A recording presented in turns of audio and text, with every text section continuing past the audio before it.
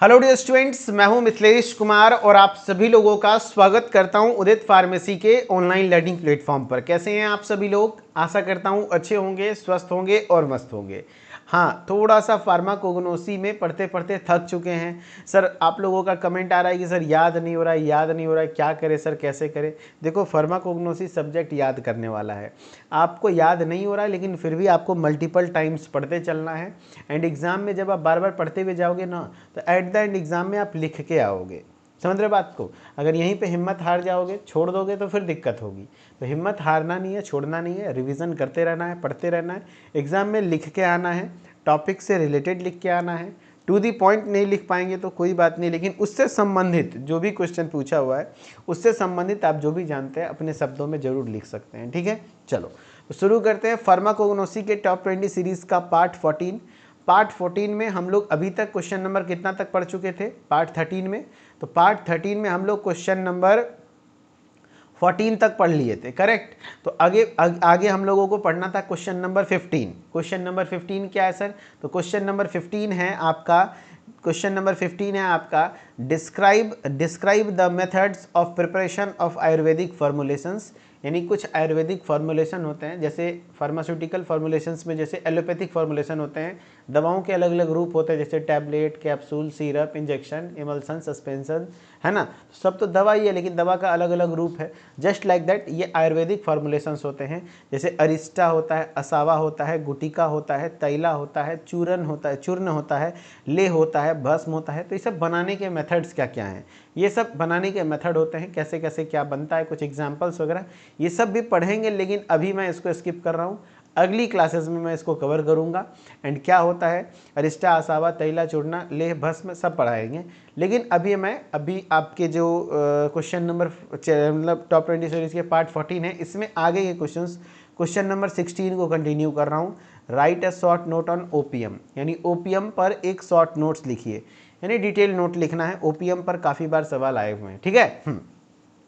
क्या होता है ओपीएम सर?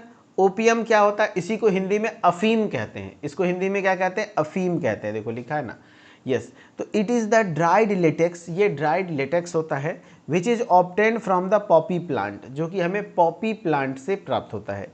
ये देखो पॉपी प्लांट है, जिसको हम लोग साइंटिफिक नेम पेपेवर सोमनिफेरम कहते हैं, पेपेवर सोमनिफेरम कहते हैं। इसके जो ड्राइड लेटेक्स निकलते हैं ना, दूध निकलता है, उससे प्राप्त होता है। It is the dried latex which is obtain from the Poppy plant, यानी यह सूखा लेटेक्स है जो कि पोस्त के पौधे से प्राप्त होता है। पॉपी प्लांट को हिंदी में पोस्त का पौधा कहते हैं। अदर नेम्स में इसको पॉपी लेटेक्स, गम ओपियम या अफीम कहते हैं, यानी अन्य नाम में इसको पोस्टल लेटेक्स, गम अफीम यानी गम ओपियम या अफीम कहते हैं, करेक्ट। हाँ, अगर मैं बात करूं इसके बायोलॉजिकल सोर्स की, बायोलॉजिकल सोर्स क्या है? तो raw opium is the dried milky exudation obtained by the incising unripe but fully grown capsules of the papaver somniferum. अगर बायोलॉजिकल सोर्स ओपीएम का लिखने आ गया तो एग्जैक्टली आपको ऐसे ही लिखना है। कैसे याद रहेगा सर? तोड़ तोड़ के याद रखो। देखो, जो भी रॉ ओपीएम है ये कैसे प्राप्त होता है, यानी जो अफीम है वो कैसे प्राप्त होता है? तो आपके जो ये कैप्सूल्स होते हैं, यानी प्लांट का नाम है पेपेवर सोमनिफेरम। प्लांट का नाम क्या है? पेपेवर सोमनिफेरम। देखो लिखा है ना, प्लांट का नाम है पेपेवर सोमनिफेरम। इसके जो गोल गोल वाला पार्ट है इसको कैप्सूल कहते हैं, ये कैप्सूल कहते हैं। तो कैप्सूल पक्का मतलब पूरा क्या कहते हैं, देखो क्या कह रहा है कि unripe but fully grown capsule, यानी कि भले कच्चा हो लेकिन पूरी तरीके से राइप्ड मतलब होता है पका हुआ, अनराइप्ड मतलब है कच्चा, यानी कच्चा कैप्सूल हो लेकिन फुल्ली ग्रोन कैप्सूल हो। उसमें जब हम एक इंसिजन लगाते हैं यानी कट लगाते हैं तो उससे जो मिल्की एक्सुडेट निकलता है उसी को कलेक्ट किया जाता है, वही अफीम है। तो वही बोल रहा है, देखो रॉ ओपियम, जो रॉ ओपियम है, कच्चा अफीम है, वो ड्राइड मिल्की एक्सुडेट है। देखो दुधिया जो एक्सुडेट निकलता है ना, मिल्की एक्सुडेट है, ऑब्टेन्ड बाय इंसाइजिंग द राइप्ड मतलब होता है पका हुआ, unripe but fully grown capsules, unripe but fully grown capsule of the papaver somniferum. यानी प्लांट का नाम है पेपेवर सोमनिफेरम। पेपेवर सोमनिफेरम प्लांट के, है ना, जो कैप्सूल है उस कैप्सूल से हमें प्राप्त होता है। तो बायोलॉजिकल सोर्स की मैं बात करूं तो raw opium is the dried milky exudate obtained by incising unripe but fully grown capsules of the papaver somniferum, यानी कच्ची अफीम पेपेवर सोम्निफेरम के कच्चे लेकिन पूरी तरीके से विकसित कैप्सूल को चीर कर प्राप्त किया गया जो सूखा दुधिया स्राव है उसी से प्राप्त होता है। एंड फैमिली है पेपेवेरेसी। समझ गए बात को? यानी आपने क्या बोलना है, जो ओपियम है वो किससे प्राप्त होता है? पेपेवर सोम्निफेरम प्लांट से। अच्छा, पेपेवर सोम्निफेरम प्लांट का कौन सा क्या यूज किया जाता है? तो ड्राइड मिल्की एक्सुडेट यूज किया जाता है। यानी ड्राइड मिल्की एक्सुडेट यानी कि जो उसके अंदर से जो दुधिया स्राव निकलता है ना, उससे हमें प्राप्त होता है ड्राइड मिल्की एक्सुडेट। जो कि कैसे प्राप्त होता है ये ड्राइड मिल्की एक्सुडेट? तो जब हम लोग पेपेवर सोम्निफेरम के जो अनराइप मतलब है कच्चा लेकिन फुल्ली ग्रोन कैप्सूल हो, है ना, फुल्ली ग्रोन कैप्सूल मतलब जो उसका जो प्लांट का जो ये वाला हिस्सा है इसको कैप्सूल कहते हैं। तो उसमें जब इंसिजन लगाते हैं, इंसाइजिंग मतलब है हल्का चीरा लगाते हैं, तो जो हमें मिल्की एक्सुडेट मिलता है उसी को हम लोग रॉ ओपियम कहते हैं, यानी ओपियम हमें प्राप्त होता है। करेक्ट। फैमिली क्या है सर? पेपेवेरेसी फैमिली से बिलोंग करता है, क्योंकि प्लांट का नाम है पेपेवर सोम्निफेरम तो उसके पेपेवेरेसी फैमिली से बिलोंग करता है। केमिकल कॉन्स्टिट्यूएंट की मैं बात करूं तो इसमें केमिकल कॉन्स्टिट्यूएंट के तौर पर different alkaloids are derived from the opiums, यानी ओपियम से अलग अलग एल्कलॉइड डिराइव किए गए हैं। आर कैटेगराइज्ड अंडर 2 ग्रुप्स, जो कि 2 ग्रुप्स में कैटेगराइज किए जाते हैं। एक है बेंजन आइसोक्यूनोलिन और फेनेंथ्रीन। क्या क्या? बेंजल आइसोक्यूनोलिन्स और फेनेंथ्रीन्स। बेंजल आइसोक्यूनोलिन में आपके आ जाते हैं नार्कोटीन, नारसिन एंड पेपेवेरिन। क्या क्या? नार्कोटीन, नारसिन और पेपेवेरिन। जबकि फेनेंथ्रीन्स में आपके आते हैं मॉर्फिन, कोडीन एंड थियोबिन। क्या क्या? Morphine, codeine and thebaine. ये कुछ अल्कोलॉइड्स हैं जो कि आपके पाए जाते हैं। हाँ, डिपेंड करता है कि उसके अंदर कैसा न्यूक्लियस है। अगर बेंजल आइसोक्यूनोलिन रिंग सिस्टम वाला है तो उसमें नार्कोटीन होते हैं, नारसिन होते हैं, पेपेवेरिन होते हैं। फेनेंथ्रीन न्यूक्लियस वाले हैं उसमें मॉर्फिन, कोडीन एंड थियोबिन होते हैं। ठीक है। तो ये आपके कुछ अलग अलग जो एल्कलॉइड्स, कोडीन, थियोबिन, पेपेवेरिन, नोज़ोकैपिन, मॉर्फिन, जो कि आपके अफीम से प्राप्त होता है कुछ इस तरीके से। ठीक है। जो पेपेवेरिन है, ये जो पेपेवेरिन है ये एक वीक बेस है। It is a weak base, insoluble in water, जल में अघुलनशील होता है। Slightly soluble in organic solvent, हल्का सा ऑर्गेनिक सॉल्वेंट में घुलनशील होता है, यानी यह कमजोर क्षार है, पानी में अघुलनशील है, कार्बनिक विलायक में थोड़ा घुलनशील है। ठीक है। अगर मैं मॉर्फिन की बात करूं तो morphine it is a alkaloid, ये एक अल्कलॉइड है, सॉल्युबल इन अल्कली हाइड्रोक्साइड्स, जो कि अल्कली हाइड्रोक्साइड में सॉल्युबल होता है। And heroin is derivative of morphine, heroin एक डेरिवेटिव है किसका? मॉर्फिन का। तो मॉर्फिन एक अल्कलॉइड है, याद रखना। मॉर्फिन किससे बनता है? हेरोइन से। तो मॉर्फिन जो है ना, heroin is the derivative of morphine, heroin जो है वो मॉर्फिन का डेरिवेटिव है। ठीक है, याद रखना। और हेरोइन ज़्यादा पावरफुल होता है। ये सब क्या है? नशीला, आपको पता ही है सब, अफीम वगैरह क्या है? Heroin is the derivative morphine, यानी कि मॉर्फिन के डेरिवेटिव हैं कौन? हेरोइन, यानी मॉर्फिन से ही बनाया गया, मॉर्फिन से ज़्यादा पावरफुल होता है हेरोइन। अगर मैं कोडीन की बात करूं तो codeine it is soluble in water, ये वाटर में सॉल्युबल होते हैं, एंड ऑर्गेनिक सॉल्वेंट्स में, यानी यह पानी और कार्बनिक विलायकों में घुलनशील होते हैं। करेक्ट। हाँ। थेरेपेटिक यूजेस की मैं बात करूं, थेरेपेटिक यूजेस की मैं बात करता हूं तो इसमें आपके मॉर्फिन क्या होते हैं? Most powerful analgesics and in case of severe pain, यानी गंभीर दर्द के मामले में इस्तेमाल की जाने वाली सबसे शक्तिशाली एनाल्जेसिक्स होते हैं, यानी पेन किलर्स होते हैं। कौन? मॉर्फिन। फिर है रेमेडी इन एपिलेप्सी, यानी एपिलेप्सी में भी इस्तेमाल होते हैं, मिर्गी के उपचार में भी इस्तेमाल होते हैं। ठीक है। फिर बात करते हैं दूसरा कोडीन है। क्या क्या अल्कलॉइड है भाई? सबके यूज़ के बारे में पढ़ रहे हैं ना, तो ये मॉर्फिन आपने पढ़ लिया। मॉर्फिन एनाल्जेसिक्स है, पावरफुल एनाल्जेसिक होता है, सीवियर पेन में इस्तेमाल होता है, and epilepsy, remedy in epilepsy, यानी मिर्गी के उपाय में अच्छा इस्तेमाल होता है। कोडीन की मैं बात करूं तो कोडीन जो होता है वो weaker in intensity than morphine, यानी मॉर्फिन के कंपैरिजन में ये थोड़ा सा वीकर इंटेंसिटी का है, and produces less tendency to addiction, यानी इसमें नशे की लत थोड़ी कम लगती है। ठीक है। हाँ। एंड डिप्रेस द कफ, याद रखना कोडीन कफ के ट्रीटमेंट में इस्तेमाल होता है। कोडीन कोरेक्स डीएक्स पहले आता था सिरप, उसमें कोडीन वर्ड लगा होता, कोडीन मिला होता था, जिससे उसके लोग नशा के रूप में यूज़ करने लग जाते थे। तो यही कोडीन था, जो कि कफ को तो सप्रेस करता है लेकिन कहीं ना कहीं थोड़ा सा नशीला पदार्थ भी है। ठीक है। खांसी को कम करता है, इसीलिए इसको बैन कर दिया गया। अब है हेरोइन, अब है हेरोइन। नेक्स्ट है आपका हेरोइन। ये जो हेरोइन होता है ना, ये जो हेरोइन है ये एक इट इज़ 5 टाइम्स, ये क्या बोल रहा है, ये 5 times, it is 5 times more potent then morphine, यानी ये मॉर्फिन से 5 गुना ज़्यादा शक्तिशाली होता है। कितना शक्तिशाली होता है? 5 टाइम्स, 5 गुना ज़्यादा शक्तिशाली होता है। And it is smooth muscle relaxant, यह चिकनी मांसपेशियों को आराम देने वाला होता है, यानी ये स्मूथ मसल रिलैक्सेंट्स होता है। ठीक है, तो मैंने क्या क्या बताया ओपीएम के बारे में, ध्यान से सुनना। ओपीएम क्या है, ये पहली बात तो यहाँ पे एग्जाम में सवाल आए हुए हैं, 5 नंबर में तो ओपीएम से अक्सर सवाल आते हैं, इसीलिए अलग से ओपीएम कराया जा रहा है आपको, अलग से ड्रग है। एंड ओपीएम से सवाल आते हैं, ये ऑर्गेनाइज्ड है या अनऑर्गेनाइज्ड ड्रग है, आप लोगों से मैं पूछ रहा हूँ, बताओ ये ऑर्गेनाइज्ड ड्रग है या अनऑर्गेनाइज्ड ड्रग है। अब कुछ लोग पूछेंगे सर इसका मतलब क्या होता है, तो इससे सवाल तो बनते हैं। मॉर्फोलॉजिकल क्लासिफिकेशन अगर स्टार्टिंग के दूसरे लेक्चर्स को देखे होंगे तो आपने पढ़ा होगा, है ना। मैं चैट ओपन करता हूँ, आप लोग बताना कैसा ड्रग है, ये ऑर्गेनाइज्ड है या अनऑर्गेनाइज्ड है। तो आपको मैं बता दूं कि ये जो आपका मॉर्फिन होता है, ये ऑर्गेनाइज्ड ड्रग क्या कहते हैं, वैसे ड्रग्स जो कि प्लांट के डायरेक्टली पार्ट जैसे लीफ, रूट, फ्रूट, स्टेम, है ना, बार्क, रूट, राइजोम, ये सब चीज़ से प्राप्त होता है, तो उसको हम लोग ऑर्गेनाइज्ड ड्रग कहते हैं। लेकिन यहाँ पे प्लांट जो है ओपीएम है वो ड्राइड मिल्की एक्सुडेट से प्राप्त हो रहा है, मिल्की एक्सुडेट, एक्सट्रैक्ट, गम, रेजिन, लेटेक्स, ये सब चीज़ से प्राप्त हो तो उसको अनऑर्गेनाइज्ड ड्रग कहते हैं। याद रखना जो ओपीएम है वो अनऑर्गेनाइज्ड ड्रग है, ओपीएम अनऑर्गेनाइज्ड ड्रग है। वैसे एलोवेरा का भी बायोलॉजिकल सोर्स आपने पढ़ा था, dried juice of the leaf of, याद करो, aloe barbadensis, aloe perryi, aloe ferox, तो वो एलोवेरा भी क्या है, अनऑर्गेनाइज्ड ड्रग है ना। हाँ, ऑर्गेनाइज्ड ड्रग में जैसे रोअल्फिया, रोअल्फिया प्लांट आपने पढ़ रखा है, रूट का यूज़ करते हैं, रूट ऑफ द रोअल्फिया। जैसे डिजिटेलिस, तो डिजिटेलिस का प्लांट का रूट यूज़ करते हैं। तो जैसे विंका, ये सब प्लांट है जो आपके ऑर्गेनाइज्ड ड्रग में आते हैं। तो बहुत सारे ऑर्गेनाइज्ड भी आते हैं, कुछ लोग अनऑर्गेनाइज्ड भी आते हैं। जैसे एक और याद रख लेना है, हिंग, हिंग आप लोग पढ़ेंगे जिसको एसोफेटिडा कहते हैं, डेविल डंक के नाम से भी जाना जाता है हिंग, है ना, जो कि आपका अनऑर्गेनाइज्ड ड्रग के अंतर्गत आता है। ठीक है, जो कि एक ओलियोगम रेजिन होता है।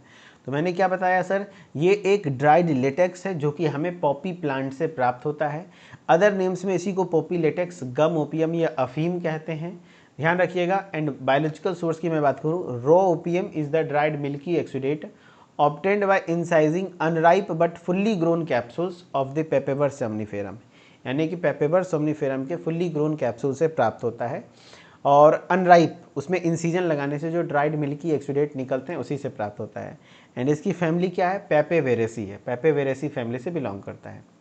And different alkaloids are derived from the opium, अलग अलग अल्कलॉइड्स डिराइव किए जाते हैं ओपीएम से, जो कि आपके बेंजल आइसोक्विनोलिन रिंग सिस्टम में होता है एंड फिर फेनेंथ्रीन रिंग सिस्टम में प्रेजेंट होता है। बेंजल आइसोक्विनोलिन में आपके नार्कोटीन होते हैं, नार्सिन होता है, पेपेवेरिन होता है। ठीक है, क्या क्या होता है, नार्कोटीन होता है, नार्सिन होता है एंड पेपेवेरिन होते हैं। एंड फेनेंथ्रीन में आपके मॉर्फिन होते हैं, कोडीन होते हैं, थिएबिन होते हैं। क्या क्या होते हैं, मॉर्फिन, कोडीन, थिएबिन, करेक्ट, हाँ बहुत बढ़िया। अगर मैं बात करूं मॉर्फिन, कोडीन, थिएबिन की, ये सब जो है वो आपके फेनेंथ्रीन न्यूक्लियस के अंतर्गत आते हैं। अब पेपेवेरिन, जो ये पेपेवेरिन है ये एक वीक बेस होता है जो इनसॉल्युबल है वाटर में, जल में ओघुलनशील होता है, slightly soluble in organic solvent, हल्का सा सॉल्युबल होता है ऑर्गेनिक सॉल्वेंट में। अगर मैं मॉर्फिन की बात करूं तो ये अल्कलॉइड होता है जो कि और heroin is the derivative of morphine, heroin morphine के डेरिवेटिव में ज़्यादा पावरफुल होता है। कोडीन की बात करूं तो ये पानी में सॉल्युबल होता है, ऑर्गेनिक सॉल्वेंट में भी। एंड याद रख लेना ये आपका कोडीन जो है वो कफ को डिप्रेस करने का काम करता है, कफ को भी सही करता है। ठीक है, हेरोइन की बात करो तो 5 times more potent then morphine, यानी मॉर्फिन से लगभग 5 गुना ज़्यादा पोटेंट होता है और स्मूथ मसल रिलैक्सेंट्स होते हैं। ठीक है, स्ट्रक्चर जरूरी नहीं है बनाना है, स्ट्रक्चर नहीं है, बस दिखाने के लिए मैंने बता दिया, आपको नहीं बनाना है, बस आपको दिखाना है ये सब केमिकल होते हैं। ठीक है, चलो कुछ क्वेश्चंस हैं करके दिखाओ। ओपीएम से काफ़ी क्वेश्चंस पूछे गए हैं, ओपीएम से सवाल काफ़ी ज़्यादा पूछे गए हैं। Opium is the dried latex obtained from which plant, बताओ, निकोटीनिया, टेबैकम, या तो पेपेवर सोमनिफेरम, कैनाबिस सटाइवा, या डिजिटेलिस परप्यूरिया। तो ओपीएम जो है वो ड्राइड लेटेक्स है, ऑब्टेन्ड फ्रॉम विच प्लांट, तो आंसर हो जाएगा आपका, वेरी गुड, ओपीएम हमें पेपेवर सोमनिफेरम से प्राप्त होते हैं, पेपेवर somniferum. The family of पेपेवर somniferum is, पेपेवर somniferum का फैमिली क्या होता है? पेपेवर सोमनीफेरम का फैमिली सोलेनेसी, लिमिएसी, पेपेवेरेसी, रूबिएसी क्या होता है? तो पेपेवर सोमनीफेरम का जो फैमिली होता है वो पेपेवेरेसी होता है। पेपेवेरेसी फैमिली से बिलोंग करता है, करेक्ट। तो पेपेवेरेसी फैमिली से बिलोंग करता है। What is another name of opium, यानी ओपियम के लिए और क्या नाम यूज किया गया है बताओ? अनदर नेम फॉर ओपियम, अफीम, भांग, चरस, अश्वगंधा। तो अनदर नेम फॉर ओपियम, तो ओपियम के लिए इसी को हम लोग क्या कहते हैं? भांग कहते हैं क्या? नहीं। इसी को चरस कहते हैं, अश्वगंधा कहते हैं? नहीं, अफीम कहते हैं इसको, अफीम कहते हैं। ए, ऑप्शन नंबर ए बहुत बढ़िया है। Morphine belongs to which group of alkaloid in the opium? Morphine किस ग्रुप में बिलोंग करता है? फ्लेवेनॉइड, बेंजल आइसोक्यूनोलिन, ट्रोपेन या फेनेंथ्रीन? तो देखो हमने बताया था बेंजल आइसोक्यूनोलिन में कौन कौन से आते हैं। तो बेंजल आइसोक्यूनोलिन में आपके नार्कोटीन, नार्सिन और पेपेवेरिन आते हैं, यानी पेपेवेरिन, नार्सिन, नार्कोटीन। जबकि फेनेंथ्रीन में आपके आते हैं मॉर्फिन, कोडीन और थियाबिन। तो आपका फेनेंथ्रीन के अंतर्गत क्या क्या आता है? मॉर्फिन, कोडीन और थियाबिन। तो ये आपका जो बात कर रहे हो morphine belongs to which group of alkaloid in the opium? Morphine जो है ये आपके किस में बिलोंग कर रहा है? तो ये फेनेंथ्रीन में बिलोंग कर रहा है, फेनेंथ्रीन में। आंसर डी, ठीक है। इस तरीके से क्वेश्चन नंबर 16 एक छोटा सा क्वेश्चन था, आपने कवर कर लिया। अब बारी है क्वेश्चन नंबर 17 पढ़ने की, न्यूट्रास्यूटिकल्स। पढ़ने से पहले थोड़ा मैं पानी ले आता हूँ, करेक्ट।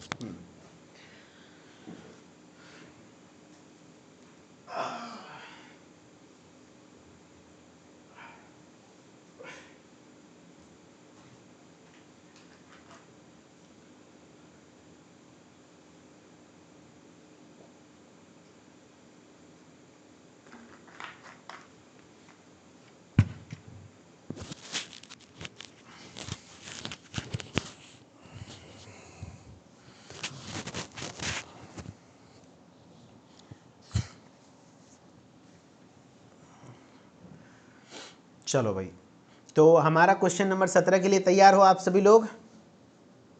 हाँ, न्यूट्रास्यूटिकल्स आपको इसमें भी पढ़े होंगे, सोशल फार्मेसी में पढ़े होंगे, तो कहीं ना कहीं आपको मैच कर ही जाएगा।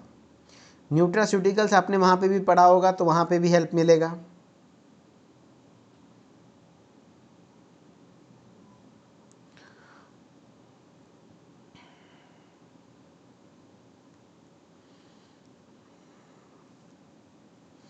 सोशल फार्मेसी में भी, हाँ जी, इम्पॉर्टेंट है। चलो शुरू करें। हाँ, बस टॉप 20 खत्म होने के बाद हम लोग अब देख लो 16-17 क्वेश्चन तक आगे गए हैं, तो और 2-3 क्लास लगेंगे। तो आपकी कोग्नोसी मेरे ख्याल से 17 या 18 पार्ट में कवर हो जाएगा, 14 चल रहा है अभी, 3-4 क्लास और लगेगा, उसके बाद फिर MCQ शुरू कर देंगे। चलो क्वेश्चन नंबर 17 है, define nutraceuticals, antioxidants, omega 3 fatty acids with their therapeutic importance. Nutraceuticals क्या होते हैं, एंटीऑक्सीडेंट्स क्या होता है, ओमेगा 3 फैटी एसिड्स क्या होते हैं, इनके थेरेपेटिक इंपॉर्टेंस क्या है। यानी एक क्वेश्चन के अंदर काफ़ी सारे पार्ट हैं। न्यूट्रास्यूटिकल पहला है, दूसरा एंटीऑक्सीडेंट्स है, तीसरा ओमेगा 3 फैटी एसिड है, चौथा मतलब ये तीनों के थेरेपेटिक एक्शंस को भी लिखना है। तो सबसे पहले हम लोग न्यूट्रास्यूटिकल्स पढ़ते हैं। हिंदी में देखो, nutraceuticals, antioxidants, omega 3 fatty acid को परिभाषित कीजिए तथा उनके चिकित्सीय महत्व यानी जो थेरेपेटिक इंपॉर्टेंस है उसको एक्सप्लेन करिए। अगर मैं न्यूट्रास्यूटिकल्स की बात करता हूं तो क्या होता है न्यूट्रास्यूटिकल्स? सर बताओ क्या होता है न्यूट्रास्यूटिकल्स? तो द टर्म न्यूट्रास्यूटिकल, देखो न्यूट्रास्यूटिकल 2 वर्ड से मिलकर बना हुआ है। मैं आपको बताऊं तो न्यूट्रास्यूटिकल में 2 वर्ड है, एक है न्यूट्रिशन और फार्मास्यूटिकल। न्यूट्रिशन का मतलब है पोषक तत्व, फार्मास्यूटिकल का मतलब है दवा। यानी ऐसा कॉम्बिनेशन होता है जिसको खाने से आपके बॉडी में न्यूट्रिशन भी मिलता है और बीमारी का ट्रीटमेंट भी होता है, यानी कि वो एक ऐसा चीज़ होता है, ठीक है, nutraceutical. The term nutraceutical was coined by doctor Stephen DeFelice. Doctor Stephen DeFelice ने सन 1989 में बताया nutraceutical by combining the words nutrition and pharmaceutical, यानी 2 वर्ड के कंबाइन से बनता है।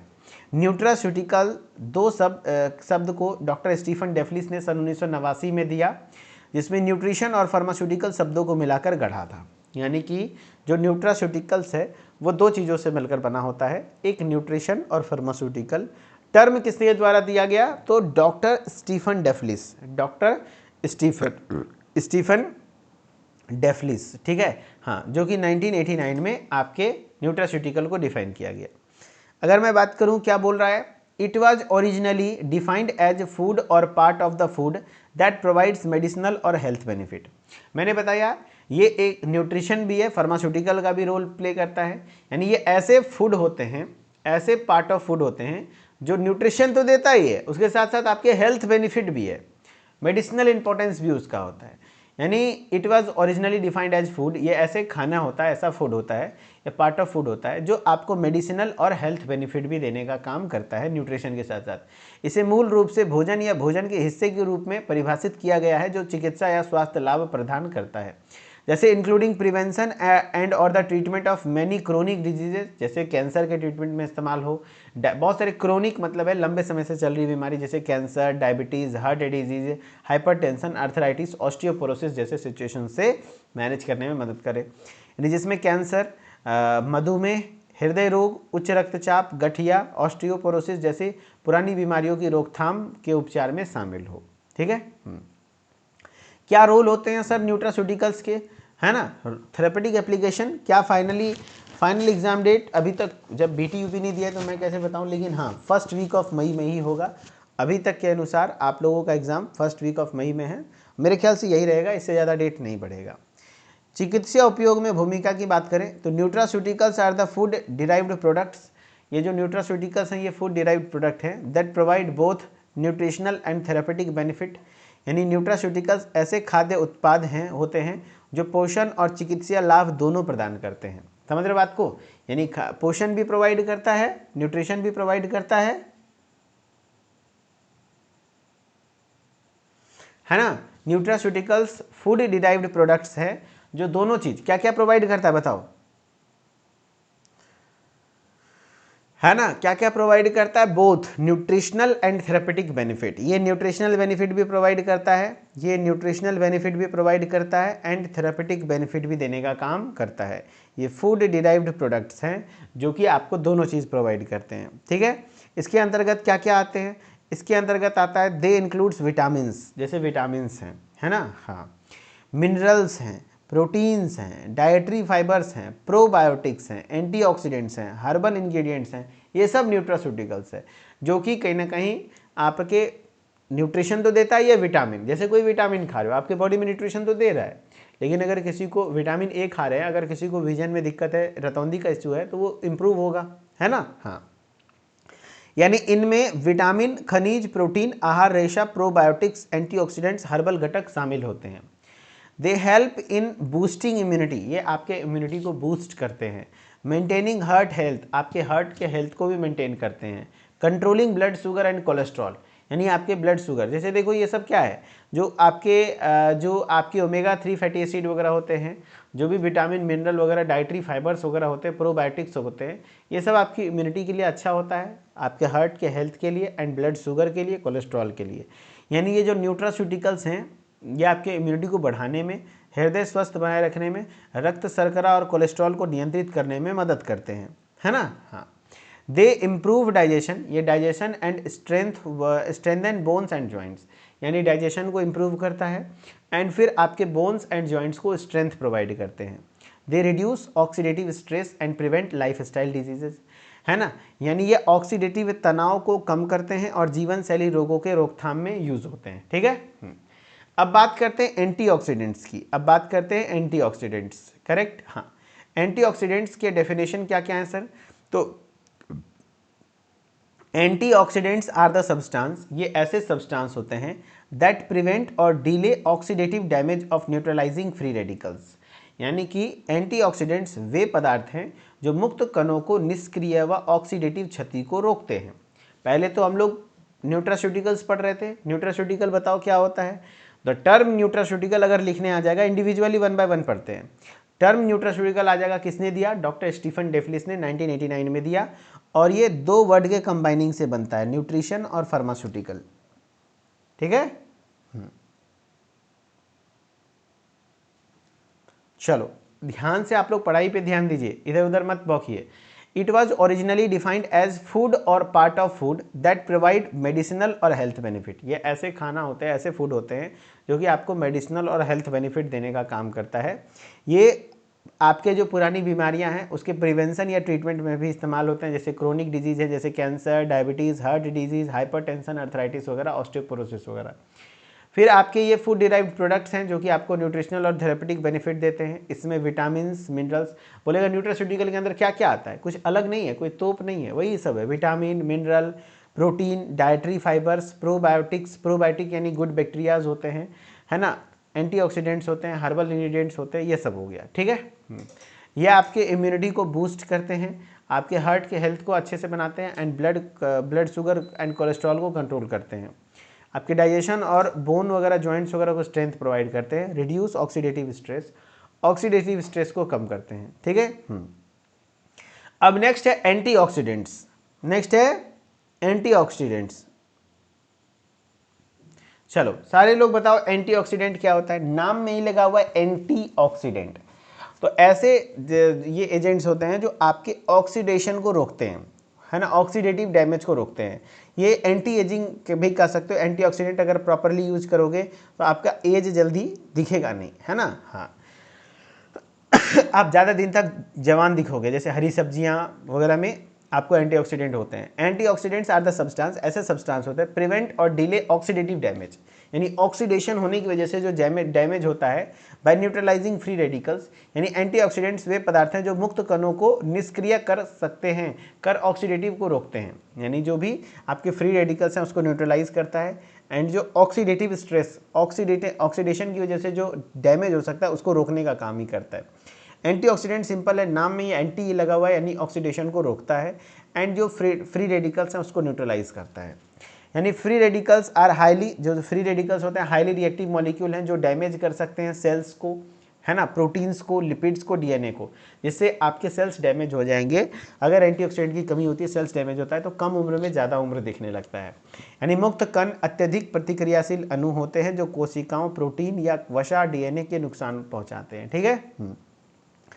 जैसे आपके ये जो मैं बात करूं एंटीऑक्सीडेंट्स के अंतर्गत, नेचुरल एंटीऑक्सीडेंट्स होते हैं vitamin C, vitamin E, beta carotene, flavonoids, ये सब जो है नेचुरल है। जैसे आपके होते हैं विटामिन सी, विटामिन ई, ये सब नेचुरल एंटीऑक्सीडेंट्स है। अक्सर देखना लोग विटामिन सी और विटामिन सी की लिम्सी आती है उसको लोग यूज़ करते हैं। विटामिन ई का कैप्सूल आता है ना इवियन के नाम से, वो सब लोग यूज़ करते हैं, है ना। बीटा कैरोटीन आता है, फ्लेवोनॉइड्स होता है, तो ये सब यूज़ करते हैं। सिंथेटिक की मैं बात करूँ तो BHA, BHT ये सब होते हैं, जिसमें आपके होते हैं। मैकेनिज्म क्या है, donates electrons to free radicals, जो भी फ्री रेडिकल्स हैं जो डैमेज करते हैं आपके सेल को, उसको इलेक्ट्रॉन डोनेट करता है जिससे ऑक्सीडेटिव स्ट्रेस नहीं होगा। स्टॉप ऑक्सीडेशन चेन रिएक्शन, यानी ऑक्सीडेशन चेन रिएक्शन को रोकने का काम करते हैं। Protect cell from oxidative states, यानी कोशिकाओं को ऑक्सीडेटिव तनाव से बचाते हैं। फ्री रेडिकल्स को इलेक्ट्रॉन दे दिया, वो न्यूट्रल हो गया, उसके बाद ऑक्सीडेशन होगा नहीं, जिससे सेल डैमेज नहीं होगा। इससे क्या होगा, डिले एजिंग प्रोसेस, यानी बुढ़ापा धीमा करता है, ठीक है। अगर आप अच्छे से विटामिन सी, जो भी आपके विटामिन सी और विटामिन ई है वो लेते रहोगे, बीटा कैरोटीन वगैरह लेते रहोगे, तो जल्दी आपका उम्र दिखेगा नहीं, क्योंकि सेल डैमेज नहीं होंगे जल्दी। रिड्यूस कैंसर रिस्क, कैंसर के जोखिम को भी कम करते हैं। प्रोटेक्ट अगेंस्ट कार्डियोवास्कुलर डिजीज, हृदय रोगों से सुरक्षा देने का काम करता है। प्रिवेंट न्यूरोडिजेनरेटिव डिसऑर्डर, यानी तंत्रिका संबंधी रोगों से बचाने के भी काम करते हैं, ठीक है। इन्हेंस इम्यूनिटी, ये आपके इम्यूनिटी को भी इन्हेंस करते हैं, इम्यूनिटी को भी बढ़ाने का काम करते हैं। चलो अब नेक्स्ट था omega 3 fatty acids. Omega 3 fatty acid they are essential poly unsaturated fatty acid. ये actually essential poly PUFA, PUFA, है ना, PUFA है, यानी पॉली अनसैचुरेटेड फैटी एसिड होता है। कौन, ओमेगा 3 फैटी एसिड, जो ज़रूरत है आपके नॉर्मल बॉडी फंक्शंस के लिए, यानी ये आवश्यक बहुसंतृप्त वसा अम्ल है जो कि सामान्य शरीर के कार्यों के लिए जरूरी होता है। They can not be synthesized in the body, हमारे बॉडी में नहीं बन सकता है, must be taken through diet, आपको डाइट के द्वारा लेना होता है ना। ये शरीर में नहीं बनते हैं, इसको आहार के द्वारा लेना होता है। मेजर टाइप्स अलग अलग है, ALA, EPA, DHA, ये सब आपके ओमेगा 3 फैटी एसिड के टाइप्स हैं। हाँ, इसको प्राप्त कहाँ से होता है, जैसे फिश ऑयल, मछली का तेल हो गया, जैसे कॉड लिवर ऑयल आता है, उसमें ओमेगा 3 फैटी एसिड होता है। फ्लैक्स सीड, अलसी हो गया, वालनट्स, अखरोट हो गया, सिया सीड हो गया, सिया बीज हो गया, ये सब में ये सब पाया जाता है ओमेगा 3 फैटी एसिड। इसके रोल क्या है, रिड्यूस इन्फ्लेमेशन एंड ट्राइग्लिसराइड्स, यानी सूजन को कम करते हैं, प्लस आपके ब्लड में कोलेस्ट्रॉल के लेवल को भी कम करते हैं, ट्राइग्लिसराइड्स को भी कम करते हैं। आपके इंप्रूव करते हैं कार्डियोवास्कुलर हेल्थ, यानी आपके जो हृदय संबंधित बीमारियां हैं उसमें बहुत सुधार लाता है। प्रिवेंट हार्ट डिजीज़, मैंने बताया ना, हार्ट डिजीज़ को प्रिवेंट करेगा, हाइपरटेंशन को प्रिवेंट करेगा, stroke. Even omega 3 fatty acid वगैरह आपको ये वालनट्स वगैरह, अखरोट वगैरह में पाया जाता है, ठीक है। Essential for brain development and function, इसीलिए छोटे बच्चों में कहा जाता है अखरोट वगैरह देना चाहिए खाने के लिए, क्योंकि ये ब्रेन डेवलपमेंट और उसके नॉर्मल फंक्शन में भी बहुत ज़रूरत होता है। हेल्पफुल इन अर्थराइटिस यानी गठिया, डिप्रेशन, इन्फ्लामेटरी डिसऑर्डर्स में भी आपके काफ़ी मददगार होते हैं। चलो कुछ क्वेश्चंस करके लो। चलो, द टर्म न्यूट्रास्यूटिकल पूछा हुआ क्वेश्चन है। The term nutraceutical was coined by, term nutraceutical किसने दिया था, Linus Pauling, doctor Stephen DeFelice, Albert Sabin या हिपोक्रेट्स। तो भैया term nutraceutical was coined by doctor Stephen DeFelice, very good, doctor Stephen DeFelice, बहुत बढ़िया। Antioxidants are the substance that, antioxidants ऐसे substance है जो क्या करते हैं, increase free radicals in the body, नहीं, फ्री रेडिकल को इलेक्ट्रॉन डोनेट करके खत्म करते हैं, neutralise free radicals, very good, and prevent oxidative damage, very good, है ना। नेक्स्ट है nutraceuticals are used to, nutraceutical किस चीज़ के लिए यूज़ करते हैं, replace allopathic drug, cure only infections, provide health benefit and prevent chronic disease, act as antibiotics. तो nutraceuticals are used to, nutraceuticals किस चीज़ के लिए यूज़ करते हैं, तो provide health benefit and prevent chronic diseases, chronic disease से बचाने के लिए भी इस्तेमाल होता है, ठीक है। Probiotics are mainly use to support, probiotics आपके जो गुड बैक्टीरियाज होते हैं जैसे लैक्टोबैसिलस वगैरह, आगे हम प्रीबायोटिक प्रोबायोटिक डिटेल में पढ़ेंगे। ये आपके gut health, brain function, heart rate, skin glow किसके लिए ज़रूरत है, गट हेल्थ यानी कि आपके एलिमेंट्री कैनाल के लिए बहुत ज़रूरी होते हैं, एलिमेंट्री कैनाल, है ना। ओवरऑल फाइनली आज के क्लास में आपने 2 क्वेश्चंस पढ़े, क्या क्या पढ़े सर, तो आज आपने पढ़ा क्वेश्चन नंबर 16, क्वेश्चन नंबर 17। अगले क्लास में हम लोग क्वेश्चन नंबर 16 पढ़ लिया आपने, एंड क्वेश्चन नंबर 17 पढ़ लिया, करेक्ट। हाँ, अगले क्लास में हम लोग आगे के क्वेश्चंस को देखेंगे, बचा है क्वेश्चन नंबर 15, तो उसको भी कर देंगे अगली क्लास में, ठीक है।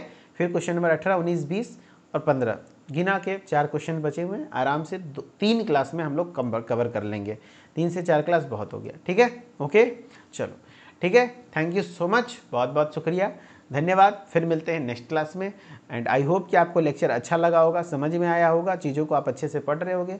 अच्छा लगे तो कमेंट में ज़रूर बताना, एंड सभी लोग अच्छे से पढ़ाई करते रहिए। Okay, thank you.